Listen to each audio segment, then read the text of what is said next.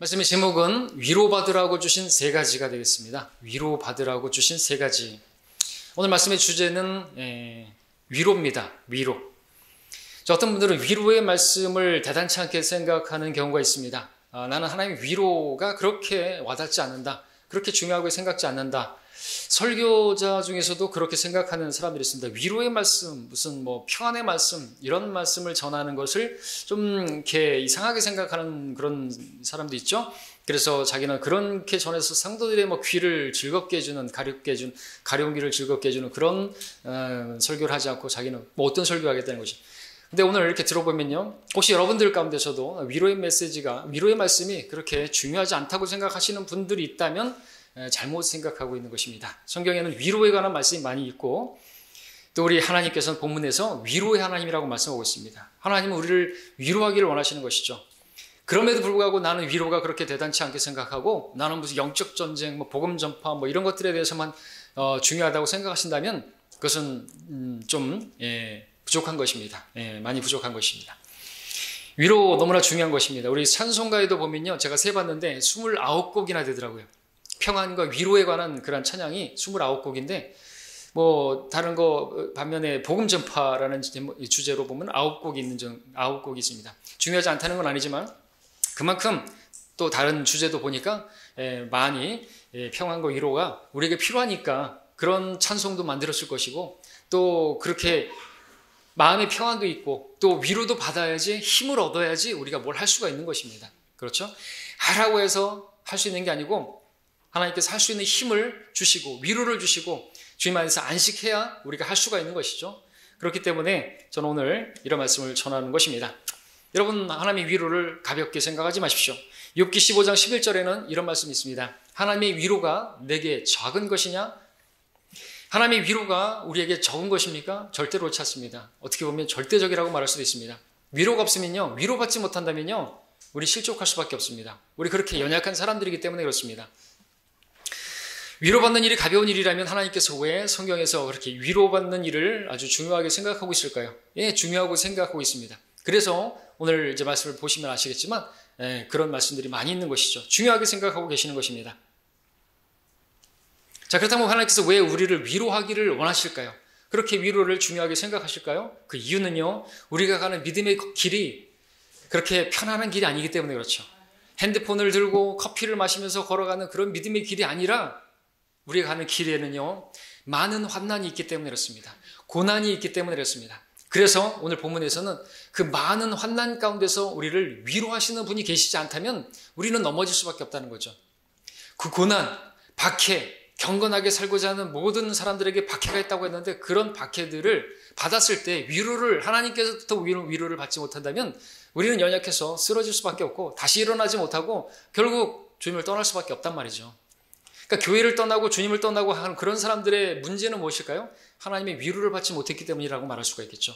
삶에서 오는 어떤 어려움이라든지, 또 믿음의 길이 너무나 좁은 길이라서, 외로워서, 그래서 너무 소수라서 엘리야처럼 나밖에 없네 이렇게 하는 그런 외로움 때문이라도 거기서 위로를 받지 못한다면, 그렇죠? 믿음의 길에서 이탈하고 말 것입니다.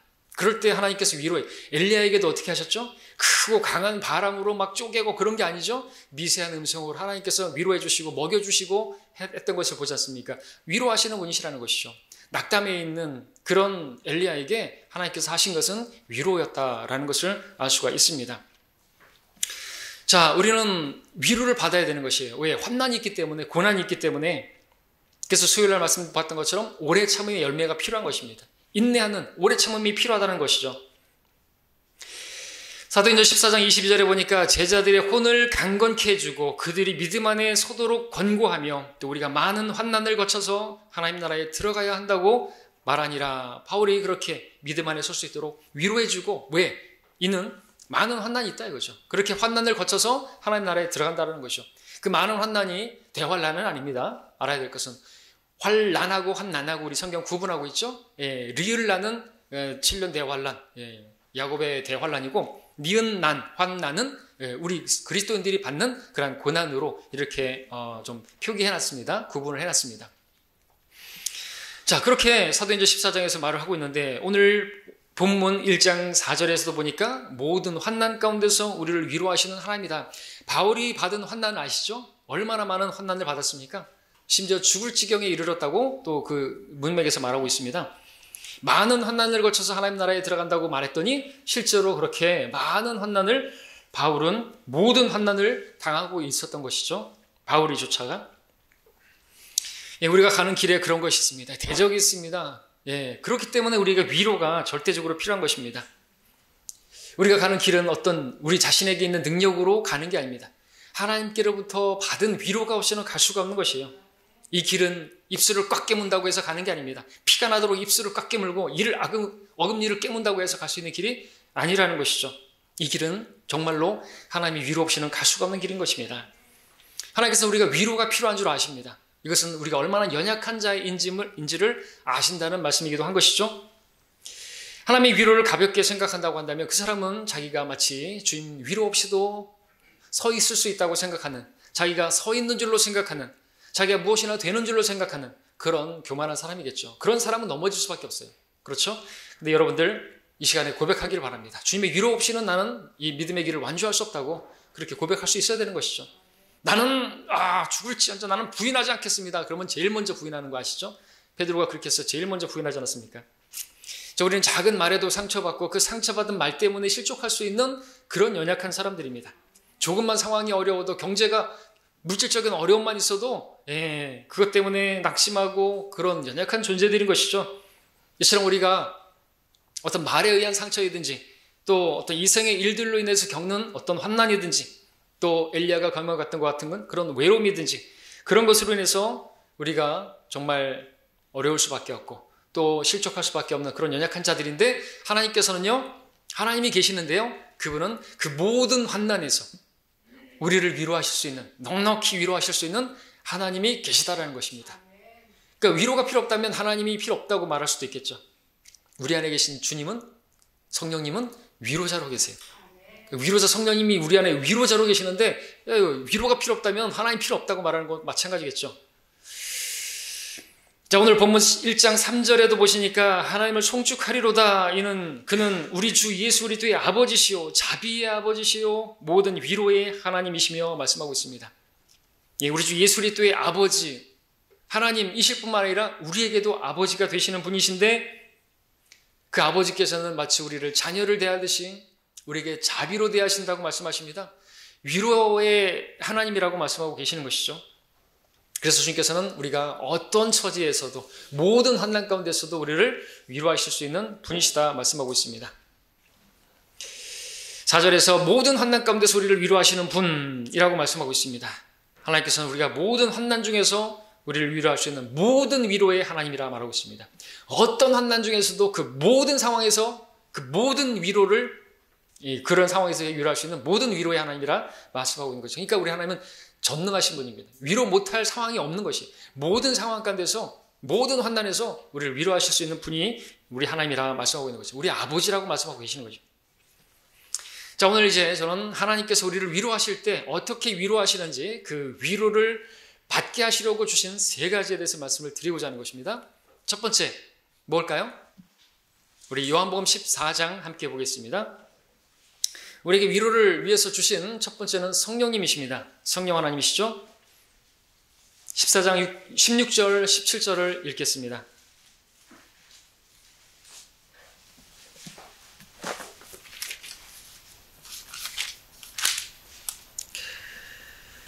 또 내가 아버지께 기도하겠고 그분께서 또 다른 위로자를 너희에게 주시리니 그가 너희와 함께 영원히 거하시리라. 진리의 영인 그를 세상은 영접할 수 없으나 이는 세상이 그를 보지도 못하며 또한 알지도 못하기 때문이라.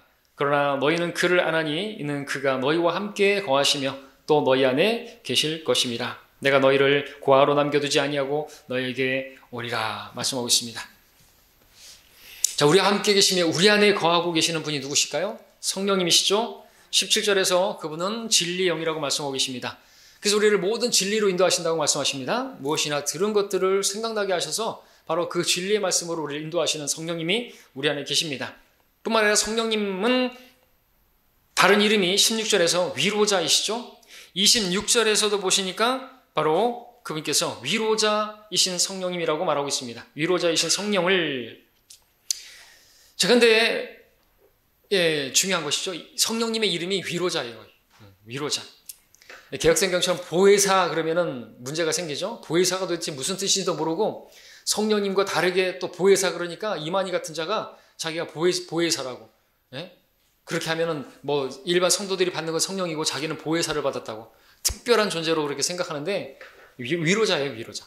성령님 함께 하면서 위로해주는 위로자라는 것이죠. 자, 근데 우리가 지금 읽은 17절의 말씀을 잘 주목해 보시기 바랍니다. 지금 예수님께서 제자들에게 말씀하시는 것이죠. 주님께서 지금 다른 위로자를 너희에게 주시리니라고 말씀하고 계시는 것입니다. 다른 위로자를 주시리니.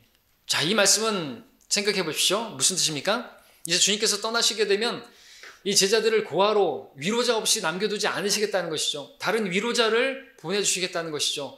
이것은 주님께서 제자들에게 계셨을 때 주님이 위로자로 계셨다는 것을 보여주는 것이죠.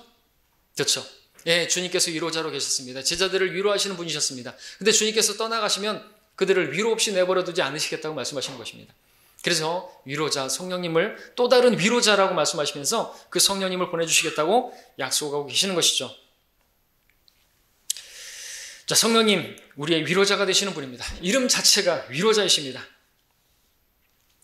자, 그분께서 우리 안에 영원히 거하시면서 우리 안에 거하시는 이유가 무엇일까요? 우리 안에서 일하시는 그 일이 무엇일까요? 다른 게 아니죠. 위로하시는 일을 하고 계시는 것입니다.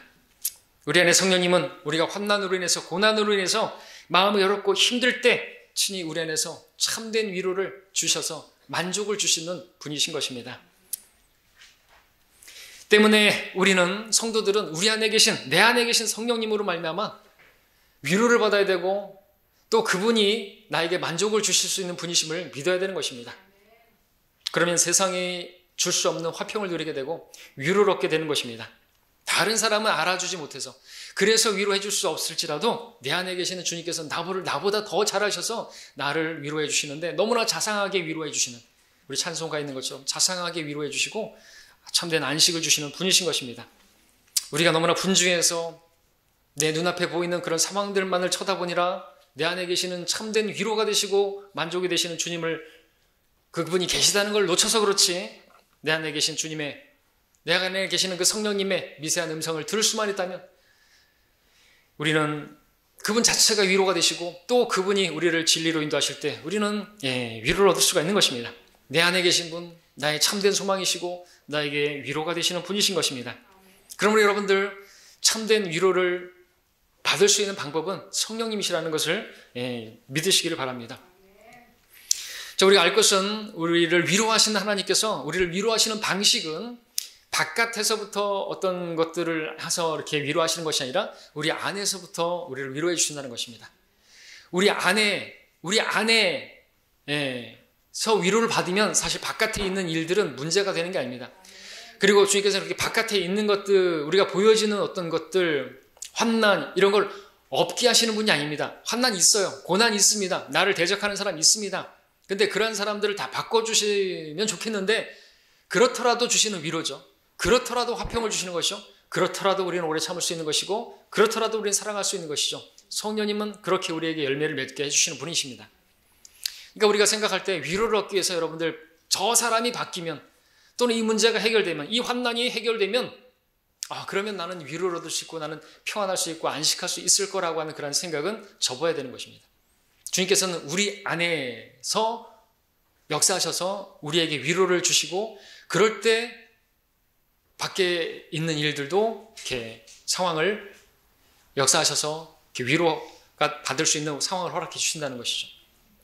내 안에서부터 흘러나는 생수처럼 그렇게 흘러 넘쳐서 바깥의 문제도 또 해결해 주실 수 있는 분이 또 우리 하나님이신 것입니다. 우리 함께 열왕기하 말씀을 가서 이것을 한번 보시기 바랍니다. 여러분이 평소부터 읽었겠지만 이 말씀을 보시면서 지금 말씀드린 그 내용과 적용해 보십시오. 열왕기하 4장 1절 말씀입니다.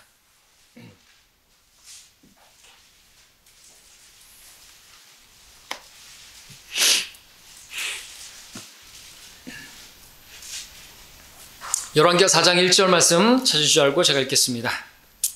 그때 선지자들의 아들들의 아내들 중 어떤 여인이 엘리사에게 부르짖어 말하기를 당신의 종 나의 남편이 죽었나이다. 남편이 죽었어요. 위로가 필요하죠. 당신은 당신의 종이 주를 두려워했음을 아시나이다. 그런데 채권자가 와서 내 두 아들을 취하여 그의 종으로 삼고자 하나이다 하자. 남편이 죽었습니다. 그러니까 어렵겠죠. 남편이 죽었으니까 생활고에 시달리다가 빚을 지게 되었죠. 근데 채권자가 와서 두 아들을 종으로 삼겠다고 데려가는 것이죠. 이 여인은 지금 어떤 여인입니까? 환난을 당한 것이죠. 남편을 잃었고 이제 그 기둥 같은 아들들까지 잃게 생겼어요. 그러면 마치 고아와 같은, 그죠? 과부지만 주님께서는 그래서 과부와 고아에 대해서 관심을 많이 하시죠. 위로가 필요하기 때문에, 도움이 필요하기 때문에 주님께서는 이 여인을 위로하기를 원하셨습니다. 근데 어떻게 위로하기를 원하셨습니까? 자, 이 엘리사를 통해서 위로하기를 원하셨는데, 자, 엘리사가 와서 어떤 말을 하는데, 어떤 말을 했는 것인가? 아, 그러게, 왜 빚을 졌어? 이렇게 될 줄 몰랐어? 이런 식으로 말을 한 것이 아니라, 우리 2절을 보시면, 엘리사가 그녀에게 말하기를, 내가 너를 위하여 어떻게 하랴? 내가 집에 무엇을 가지고 있는지 내게 말하라 하니, 그녀가 말하기를, 당신의 여종이 집에 기름 한 병 외에는 아무것도 가진 것이 없나이다 라고 하더라. 주님께서는 이 엘리사를 보내셔 여인을 위로하기를 원하셨습니다. 근데 위로하는 방식이 바깥으로부터의 위로가 아니라 안으로부터의 위로 방식인 것을 보게 되는 것입니다. 자, 이 여인은 지금 환난을 당하고 있는데 아무것도 없는 상태예요. 아무것도 없어요. 뭐만 있어요? 기름 한 병밖에 없어요. 집안에 있는 것은 기름 한 병밖에 없는데 그것 외에는 아무것도 없는데 어떻게 생각할 수가 있겠습니까? 이게 지금 나에게 위로가 되고 이 문제를 해결할 수 있는, 나에게 평안을 줄 수 있는 것이 되겠느냐라는 생각을 했을 것입니다. 이것을 우리에게 적용한다면 우리도 어떤 환난을 만났을 때, 어떤 대적을 만났을 때 내 안에 계신 성령님께서 아무것도 아닌 것처럼 생각할 수 있다는 거죠. 성령님이 계시면 뭐 할 거예요? 이 문제가 나에게 너무나 크게 다가오고 그래서 이 바깥의 문제가 해결되면은 내가 위로를 얻을 수 있을 거라고 생각하는 그런 생각이 드는데, 주님께서 그때 우리에게 알게 하시는 것은, 우리가 주목하기 원하시는 것은 우리 안에 계시는 주님을 보기 원하시는 것이죠. 내 집에 있는 것이 무엇이냐. 이 집, 성경에서 우리 몸을 집으로 표현하죠. 장막집. 우리 집 안에, 이 몸 안에, 우리 안에 누가 계신다고요? 성령님. 이 기름은 무엇을 상징하고 있습니까? 성령님을 상징하죠. 요한일서 2장 20절에서 그러나 너희에게는 거룩하신 분으로부터의 기름 부음이 있나니, 2장 27절에서는 너희가 그분께로부터 받은 기름 부음이 너희 안에 있나니 그 기름 부음이 너희를 가르친 대로 그분 안에 거할지니라. 누가복음 4장 18절에서 주의 영이 내게 임하시니, 그러니까 가난한 자들에게 복음을 전하게 하시려고 내게 기름을 부으심이라. 우리 주님께서 기름 부음 받은 그리스도, 기름 부음 받으신 분입니다. 성령님이시죠. 기름은 이렇게 성경에서 일관되게 성령님을 상징하고 있습니다. 그래서 이 기름, 이 여인의 집에 있는 이 기름은 바로 성령님을 지금 묘사하고 있는 것이죠. 자, 근데 문제는 어떻습니까? 우리가 그런 것처럼 이 여인도 기름병에 관심하지 않는 것이에요. 그래서 주님께서는 엘리사를 통해서 내 집에 있는 게 무엇이냐? 기름 한 병밖에 없습니다. 근데 이것이 무슨 나에게 위로가 되겠습니까? 이게 무슨 나의 문제를 해결해 주겠습니까? 라는 생각을 하고 있었겠죠. 우리도 그렇게 생각할 수 있다는 거죠. 하나님께서 근데 우리에게 위로를 받으라고 주신, 우리에게 위로자로 주신 분이 성령님이세요. 그러니까 성령님 통해서 우리가 위로를 받아야 되지, 여러분들 바깥에서 나를 대적하는 그 사람이, 믿지 않는 내 남편이, 믿지 않는 내 아내가 변화된다고 해가지고 내가 위로를 줄 수 있는 게 아니라는 것이죠. 그럼 그게 변화되고 내 환난이 해결되고 그렇게 될 때까지 그럼 나는 아무런 위로도 없는 것이에요? 아니죠. 내 안에 이미 위로자로 계신 분이 계시다는 것이죠. 그분이 주시는 위로는 세상이 주는 위로와 다른 것입니다. 세상의 위로는 어떻습니까? 문제가 해결되면 위로를 얻을 수가 있겠지만 우리 주님께서는 어떻게 위로하시냐? 문제가 해결되지 않는다 할지라도 그 상황에서도 누릴 수 있는 모든 환난 가운데서도 우리를 위로하시는 분이라는 것이죠. 그러니까 그분을 우리가 주목해야 되고, 그분을 힘입어 우리는 모든 환난 가운데서도, 어려운 상황에서도 위로를 받을 수가 있는 것입니다. 그분으로 충만하게 되면요, 그분으로 넘치게 되면요, 그래서 뭘 어떻게 하죠? 잔을 가져다 그러죠. 빈 잔이 없도록 다 채우라 그랬죠. 우리에게 적용하면 어떻습니까? 성령으로 충만하는 거죠. 예, 빈 자리가 남아있지 않도록 우리 안을 성령으로 가득 채우라는 거죠. 성령으로 충만하게 되면 흘러는 생수와 같이 그렇게 차고 넘쳐서 우리가 아는 것처럼 이 여인이 어떻게 됐습니까? 그 빈 문제도 해결했잖아요. 그렇죠? 그 기름이 계속 다함이 없는 거예요. 우리 성령님은요, 다함이 없어요. 부어도 계속 흘러넘치는 샘물과 같이 이 샘물이 흘러넘치는데 계속 다함이 없어요. 계속해서 흘러나오는 것이죠. 그처럼 여기 기름을 부었는데 계속 흘러나와요. 계속 아마 잔을 이 빈 그릇을 많이 갖다 놨으면 그거 다 채우고도 계속 나오는 거예요. 우리 성령님이 그러시다는 것이죠. 샘물과 같이 생수가 같이 흘러넘치는데 다함이 없습니다. 예, 그분이 여러분 안에 계시다는 것이죠. 그래서 우리는 어떤 상황에서도 위로를 넉넉히 받을 수가 있는 사람들인 것입니다. 채워야 되는 것입니다. 다른 것으로 채우는 것이 아니죠. 문제가 해결되는 게 다른 게 있는 게 아닌 것입니다. 참된 위로는 그러므로 바깥에 어떤 상황이, 그 환난이, 어떤 문제가 해결된다고 되는 게 아니라 내 안에 성령님, 그분으로 충만하면, 그래서 성경 말하고 있습니다. 오직 성령으로 충만하라 말씀하고 있는 것이죠. 그것밖에는 방법이 없어요. 그러면 문제는 문제가 아니게 되고 그 문제도 해결될 수 있습니다. 우리가 아는 것처럼 그래서 문제가 해결되지 않았습니까? 예, 그 문제는 우리 안에 무엇으로 충만하는가? 다른 영으로 충만하게 되면 사망에 이르게 되는 것입니다. 예, 죽음에 이르게 될 수도 있어요. 다른 영에 인도받고 다른 영의 어떤 음성을 듣고 그러면요. 근데 성령님의 인도를 받게 되면 우리는 참된 위로를 얻을 뿐만 아니라 참된 만족도 얻게 되고, 그럴 때 내가 하나님 주신 위로로 문제도 해결되는 것이에요. 그렇게 위로를 얻고 그렇게 평안 가운데 있고 그렇게 두려워하지 않고 그런 상황을 지날 때 그 사람이 나를 보면서 두려워할 수 있어요.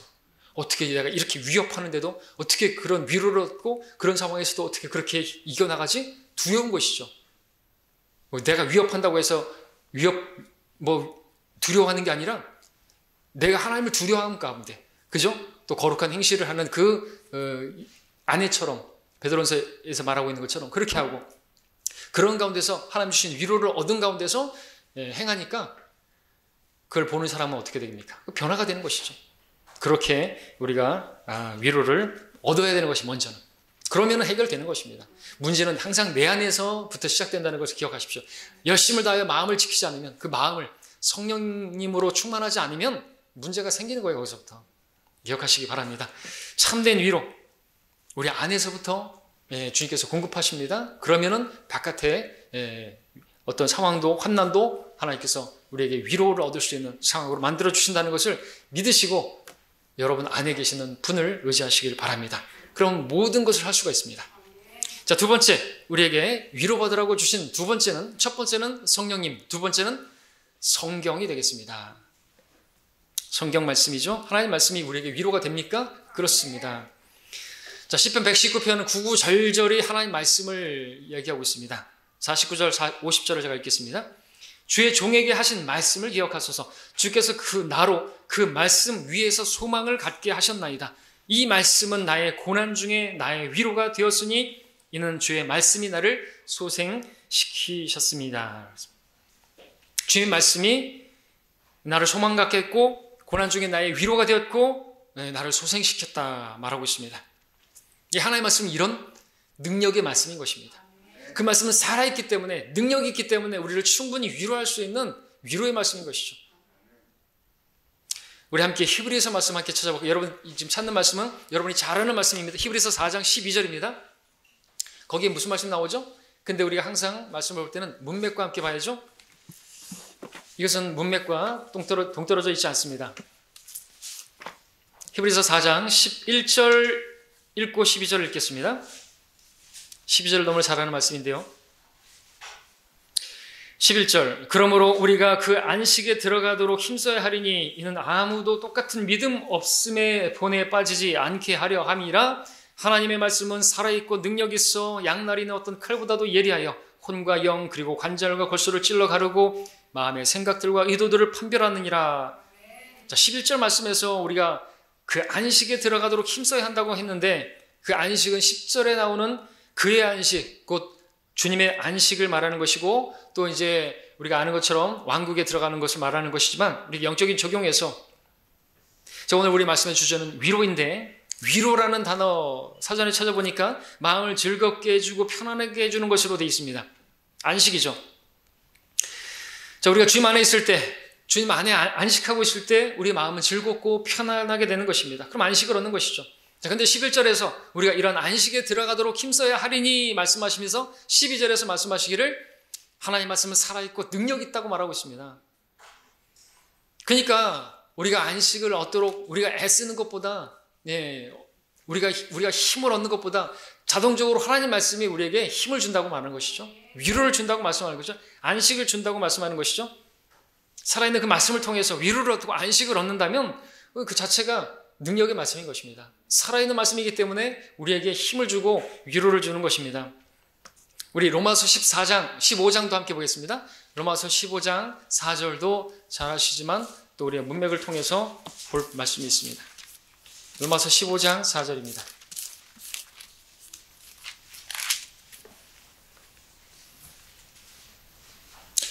여기도 성경을 말씀하시는데요. 15장 4절에 무엇이든지 전에 기록된 것은 우리의 교훈을 위하여 기록된 것이니 이는 성경이 주는 인내와 뭐요? 위로로서 소망을 지니게 하려 함이니라 말씀을 하고 있습니다. 하나님 말씀 살아있기 때문에 또 능력이 있기 때문에 우리를 위로를 주는 그러한 소망의 말씀인 것이죠. 또 5절도 보시면 뭐라고 했습니까? 15장 5절에 이제 인내와 위로의 하나님께서 우리에게 뭐가 필요해요? 인내가 필요해요. 이 믿음의 길에는 인내를 해야 되는데 무엇이 우리에게 인내하게 합니까? 우리가 욥의 인내를 들었거니와 야고보서에서 말하고 있죠. 들으면 어디서 나와요? 하나님 말씀에 의해서. 그러니까 하나님 말씀을 읽으면 우리가 인내하게 되는 거죠. 욥의 인내를 들으면서 내가 인내할 수 있는 그에 비하면 난 아무것도 아니구나 소망을 갖게 되죠. 그리고 오래 참게 되죠. 그리고 그 말씀에서 우리는 위로를 얻지 않습니까? 그리고 성령님은 첫 번째 봤던 성령님은 이 말씀으로 우리를 인도하시는 것이에요. 무엇이나 들은 것들을 생각나게 하시는 것입니다. 모든 진리는 아버지의 말씀이고 그 아버지 말씀으로 인도하시는 분이시지 우리 주위에서 무슨 성령님의 음성을 들었네, 주님의 음성을 들었네 그러는데 성경과 다르면 그것은 마귀의 음성을 들은 것이에요. 성령님은요 무엇이나 다른 말씀하지 않으세요.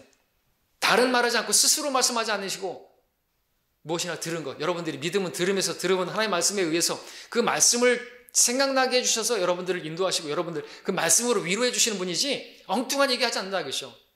무슨 3만 명 들어가는 건물을 지으려는 동 그런 소리 안 한다는 것이죠. 쓸데없는 얘기 안 하십니다 하나님은. 그죠? 말씀으로. 그러니까 여러분들 성령님은 성경의 저자이시고 성령께서는 말씀으로 우리를 위로하시는 거예요. 이 말씀으로 위로를 하시면요 우리는 어떤 상황에서도 모든 환난 가운데서도 모든 고난 가운데서도 그 모든 위로의 하나님이 되시는 것입니다. 사랑하는 사람이 죽어도 위로를 얻을 수 있어요. 여러분 장례식장에 가면은 흔하게 말하는 말이 뭐죠? 그 유족 조문 날 때 조문객들이 뭐라고 말을 해요? 뭐라고 위로의 말씀을 드려야 할지 모르겠습니다. 어떤 말로 위로해 드려야 될지 모르겠습니다. 당연하죠. 위로할 말이 뭐가 있어요? 그들에게는 없어요. 그런데 우리에게는 있단 말이죠. 내가 위로를 얻을 수 있고 우리는 또 그 조문객에게 위로의 말씀을 전할 수 있습니다. 그래서 데살로니가서 4장에서 뭘 말하고 있습니까? 주님께서 오시면 그 잠든 자라 할지라도 성도가 죽었는데요. 잠든 자라 할지라도 주님께서 오시면 변화될 것이고 올라갈 것이고 우리가 주와 함께 영원히 거할 것이라고 말하면서 뭐라고 말해요? 이러한 말로 서로 위로하라. 그래서 우리는 장례식장에서도 찬양을 부른다니까요. 위로할 말이 있어요. 내 말이요? 아닌 것이죠. 우리가 하나님께로부터 그때 들었던 그 말씀으로 위로해 줄 수가 있단 말입니다. 주님께서 오시면 지금 잠드신 거예요. 믿지 않는 사람들이 장례식장 같은 데서 잠드셨습니다. 고이 편히 쉬실 겁니다. 아니에요. 믿지 않는 사람은 죽었으면 지옥에서 고통하고 있는 거예요. 뭘 편히 쉬어요. 편히 쉬기. 뭘 잠들어요. 잠들기는. 그 혼은 지금 지옥에서 고통한다니까요. 그러나 믿는 사람들은요. 잠든 거예요. 그 육신은 잠든 거예요. 그 혼은 안식하고 있는 것이고요. 그래서 주님 오시면은 그 몸도 부활하게 될 것입니다. 이러한 말로 그러니까 위로하고 이러한 위로의 말씀이 우리에게 있으므로 우리는 위로를 얻는 것이죠. 사랑하는 사람이 죽어도 우리는 위로를 얻을 수 있는 것입니다. 그렇기 때문에 모든 환난에서 장례식장에서도 위로를 얻을 수 있는, 위로하실 수 있는 하나님이라는 것이죠. 그 말씀은 하나님이시니까 위로의 하나님이신 것입니다. 자, 그러므로 여러분들 우리에게 필요한 것은 다른 것이 아니라 바로 말씀이에요. 그 말씀으로 우리를 인도하시는 분이 성령님이신 것입니다. 그러면 우리는 참된 위로를 얻을 수 있는 것입니다. 어떤 상황에서도 그 모든 환난에서 모든 위로의 하나님이신 것입니다. 세 번째 마지막 우리에게 위로 얻으시라고 위로받으라고 주신 세 번째는 무엇일까요? 퀴즈. 첫 번째는 성령님, 두 번째는 성경, 세 번째는 네? 맞습니다. 성도. 성이 세를 딱 되죠. 성령님, 성경, 성도. 예. 자, 우리 고린도 후서로 가서 7장을 보겠습니다. 고린도 후서 7장. 1장을 봤는데 우리 본문 7장을 보시면요.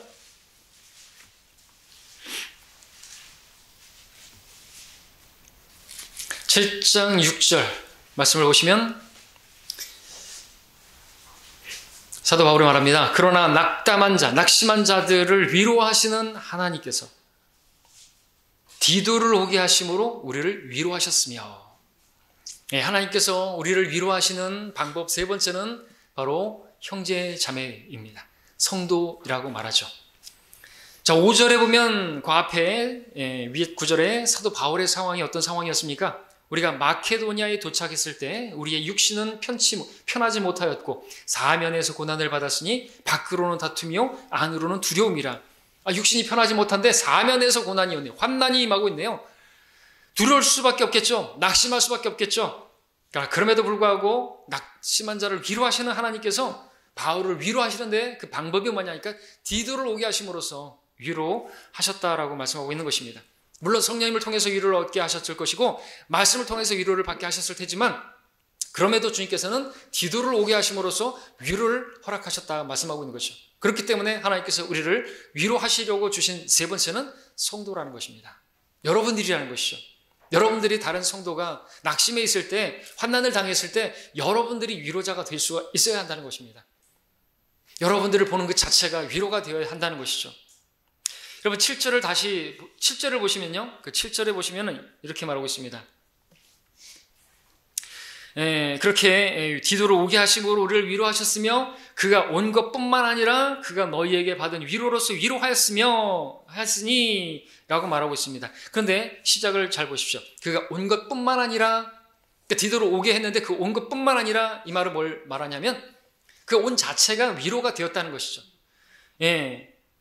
그리고 너희에게 받은 위로로서 또 위로했다고 말하는 거니까 말씀드리고자 하는 것은 그냥 오는 자체가, 그를 보는 자체가 위로가 되는 것입니다.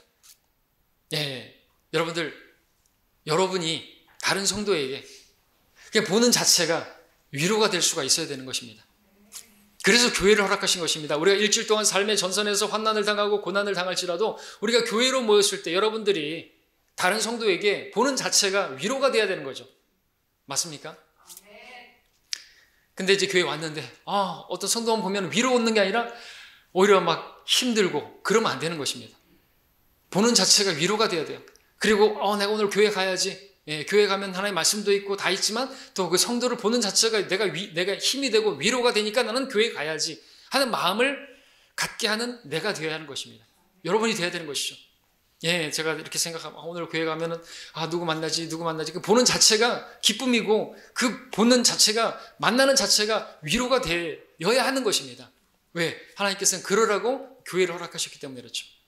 근데 교회를 중요시 생각하지 않는 사람들은 서두에 말씀드렸던 것처럼 교만한 사람이겠죠. 그러한 성도 날 필요 없어. 난 주님 주시는 위로만으로, 물론 그럴 수 있겠지만 주님께서는 이렇게 삼박자를 주신 거예요. 위로자로 성도들을 주셨단 말이죠. 그러니까 교회가 중요한 것입니다. 나는 교회 없어도 나는 얼마든지 나는 위로받을 수 있고 나는 얼마든지 내 믿음의 길을 갈 수 있다. 그럼 뭐 하려고 교회를 주신 것이죠? 중요하게 생각해야 되는 것입니다.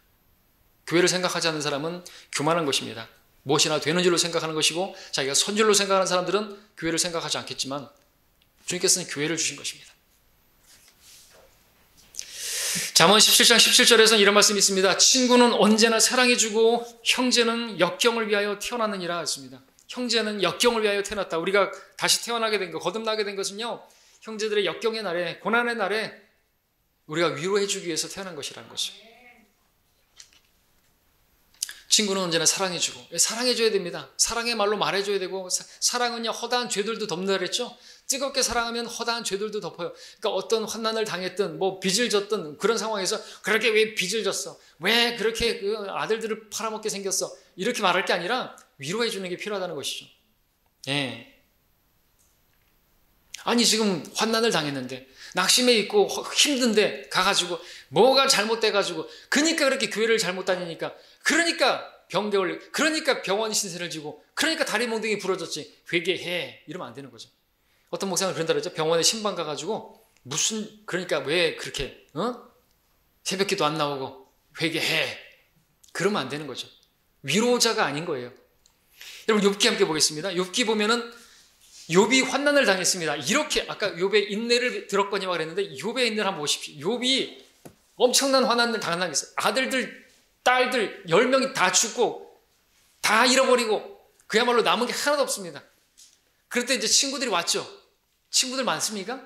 친구라고 하면 역경의 날에 태어났다 그랬는데, 형제들은 사랑해주고 해야 되는데, 욥기 여러분들 그 16장을 보시면 이 친구들이라는 자들이 어떻게 했는지 아시죠? 돌아가면서 자기가 알고 있는 대로 옳고 그름을 이야기했습니다. 네가 숨긴 죄가 있으니까 이런 일을 당하는 것이지, 어떻게 고난을 당하는데 이유 없냐? 아니 땐 굴뚝에 뭐 연기가 나겠냐? 뭐 이런 식으로 막 정죄했습니다. 위로자가 아니에요.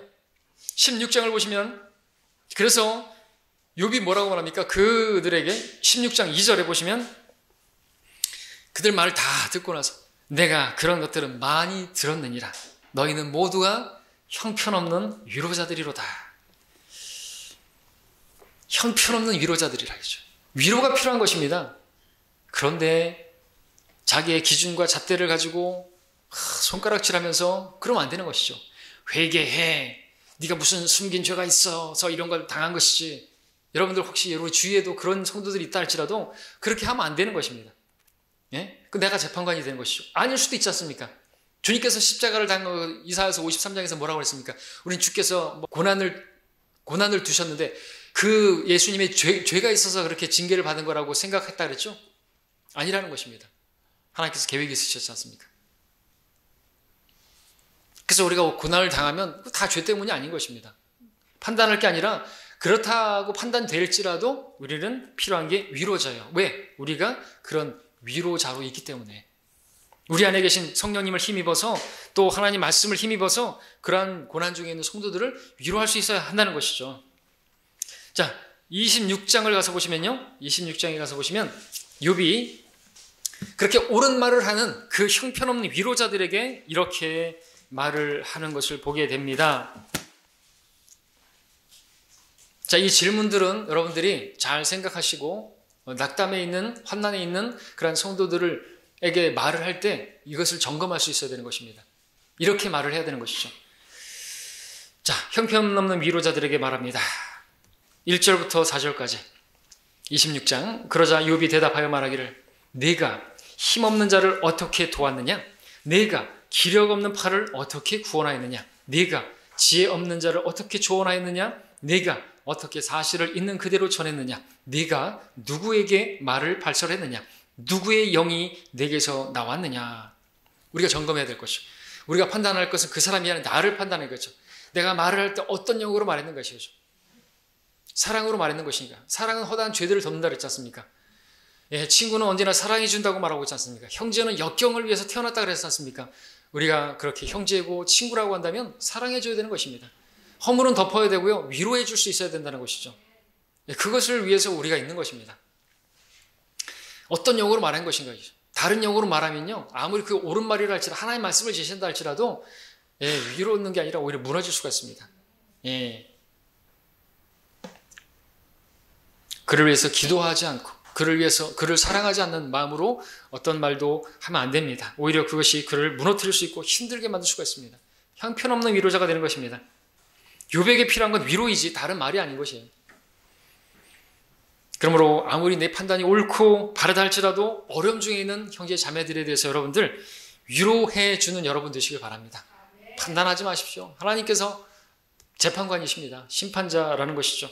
자, 이제 1장으로 고린도후서 1장 본문으로 다시 돌아와서 보겠습니다. 자, 하나님께서 우리에게 성경을 통해서 또 우리 안에 계신 성령님을 통해서 위로해 주시고 또 성도들을 통해서 위로해 주시는데 그 목적이 무엇인가? 1장 4절에서 우리의 모든 환난 가운데서 우리를 위로하시는 분이시라. 그러므로 우리 자신이 하나님께 받은 위로로서 어떠한 고난 중에 있는 사람들도 위로할 수 있는 것이라. 하나님께서 우리에게 위로해 주시는 것은 성령님을 통해서 말씀을 통해서 성도들을 통해서 위로를 얻게 하신 이유는 이는 우리가 고난 중에 있는 성도들을 위로할 수 있게 하시려 우리에게 위로를 주셨다는 것입니다. 하나님께서는 우리가 얼마나 연약한 존재인지 알기 때문에 그래서 우리를 위로자 없이 남겨두지 않으시고 위로자를 보내주셨고 또 주님께서 우리에게 그 제자들에게 위로자로 계셨죠. 근데 그 위로자가 떠나시면서 또 그분께서 다시 오시겠다는 그 말씀으로 우리를 위로해 주시는데 또 주님께서 다시 오실 때까지 우리가 위로가 필요한 줄 아시고 위로자 성령님을 보내주셨고 또 우리가 어떤 상황에서도 죽은 자, 사랑하는 사람이 죽은 자 앞에서도 위로 얻을 수 있도록 하나님 말씀을 주셨고 또 우리 하나님 말씀으로 위로를 얻지 못하는 그런 상황이 있을 수도 있지 않습니까? 하나님 말씀 내 안에 많이 가득 채우면 성령으로 충만하게 되고 그렇게 성령님께서 인도해 주시는 위로를 얻을 수 있는데 하나님 말씀이 없을 경우에 그래서 어떤 성도들은 저에게 가끔씩 문자를 보내시죠. 목사님 저에게 필요한 말씀을 주십시오. 예, 맞습니다. 그 말씀이 위로가 되니까 그 말씀을 보내달라고 하고 그 말씀을 붙들겠다는 것이죠. 맞습니다. 그런데 그렇게 할 수 없는 분들이 계시기 때문에 또 성도들을 보내주시는 것입니다. 그래서 그 성도들을 통해서 하나님 말씀을 전해주시고 그렇게 해서 우리를 위로하게 하시는 것이죠. 여러분들은 그러한 위로자가 되어야 하는 것입니다. 자, 그렇게 우리를 성령님으로 말씀으로 또 성도들을 통하여 위로하시는 목적 기억하십시오. 그 위로를 우리가 먼저 받아야 되겠죠? 하나님부터 받은 그 위로가 있어야 또 우리가 위로할 수가 있겠고 그런 위로를 여러분이 받으셨다면 다른 성도들에 대해서 위로할 수 있는 여러분이 되셔야 하는 것입니다. 그 목적으로 우리가 있기 때문에 그렇습니다. 내가 위로하는 게 아니라 내 안에 계신 위로자 성령님 또 나에게 주신 그 말씀으로 위로하는 것이 오늘 말씀에서 우리 자신이 하나님께로 받은 위로로서 어떤 고난 중에 있는 사람도 위로하는 거예요. 어떤 세상적인 방법으로 위로하는 게 아니라 내가 하나님께 받은 위로로서 위로하라는 것이죠. 그렇게 힘들어? 우리 노래방 가서 한바탕 하고 노래 부를까? 그런 식으로 위로하는 건 위로가 아닌 것이죠. 우리 오늘 저기 축제 한 데 가서 기분 풀어, 위로 받아, 힘 얻어 이런 게 아니라는 거죠. 하나님께로부터 받은 위로로서 위로할 수 있어야 되는 것이죠. 뭘로 하는 거예요? 하나님 말씀으로 전해주고, 그죠? 또 그냥 있어주는 자체가 함께 울어주는 그것이 위로가 되는 것입니다. 뭐 별 말하지 않아도 그냥 기도가 오는 자체가 위로가 되고 나를 보는 자체가 위로가 되는 그런 우리가 되어야 할 줄 믿습니다. 우리 함께 데살로니가 전서 말씀 한 구절 읽고 마치겠습니다. 5장 11절입니다.